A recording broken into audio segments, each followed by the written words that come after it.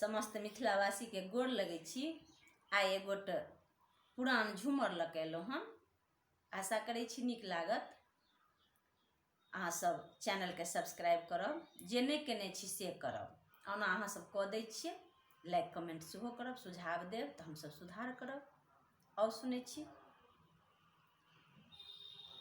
तोरा से बजबो नहीं सजन जी, तोरा से बजबो ना,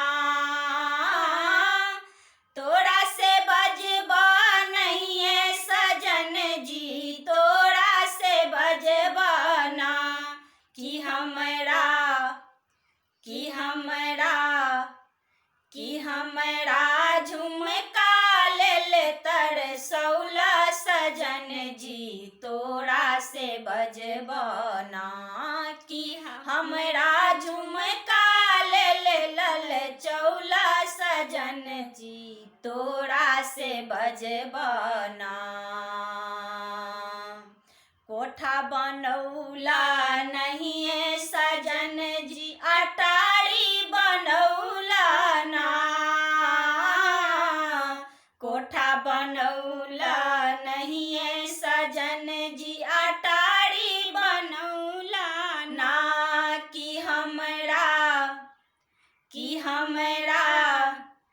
कि हमरा बंगला लेल चौला सजन जी, तोरा से बजबो ना। कि हमरा बंगला लेल चौला सजन जी, तोरा से बजबो ना।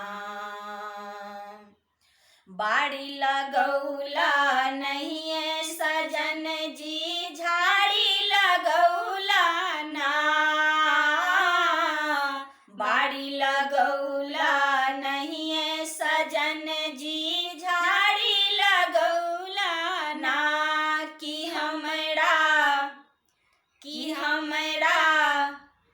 कि हमरा दाढ़ी में लेल चौला सजन जी, तोरा से बजबो ना। कि हमरा दाढ़ी में लेल चौला सजन जी, तोरा से बजबो ना। पायल बनौला नहीं सजन जी, बिछिया बनौला ना। पायल बनौला नहीं सजन जी, बिछिया बनौला ना।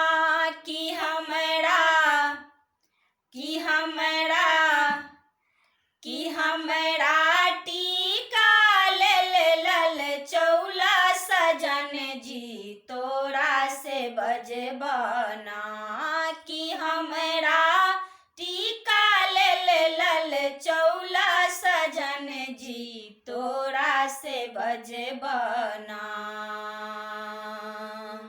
पलंग बनौला नहीं सजन जी, तोशक बिछौला ना। पलंग बनौला नहीं सजन जी, तोशक बिछौला ना। कि हमरा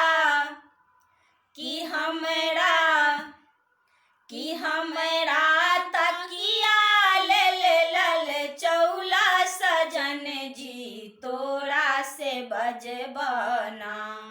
कि हमरा तकिया लेल चौला सजन जी, तोरा से बजबो ना।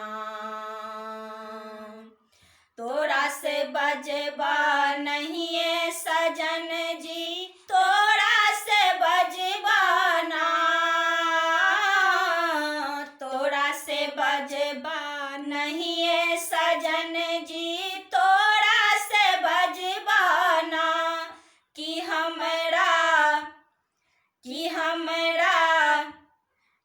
हमरा झुमका लेल चौला सजन जी, तोरा से बजबो ना। कि हमरा झुमका लेल चौला सजन जी, तोरा से बजबना कि हमरा झुमका ले लल चौला सजन जी तोरा से बजबना।